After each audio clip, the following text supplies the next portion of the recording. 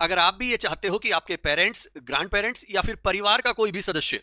किसी भी दुर्घटना का शिकार ना हो, तो एक छोटा सा नियम जान लो और किसी भी बड़ी दुर्घटना से बचा जा सकता है। आश्चर्य की बात तो यह है कि इतना इंपॉर्टेंट नियम है कि देश की 100% जनता को यह पता होना चाहिए,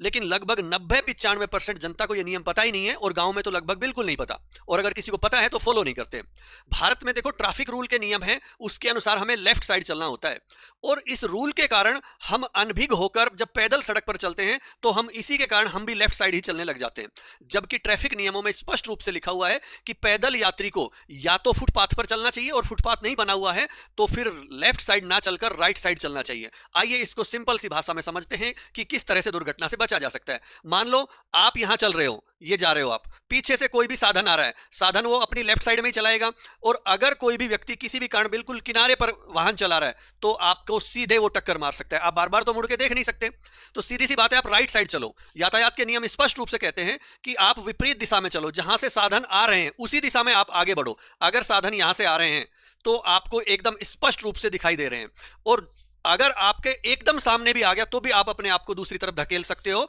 एकदम अच्छे तरीके से अपना बचाव कर सकते हो। तो साथियों, एक छोटा सा नियम है, मेरी एक रिक्वेस्ट है, ये नियम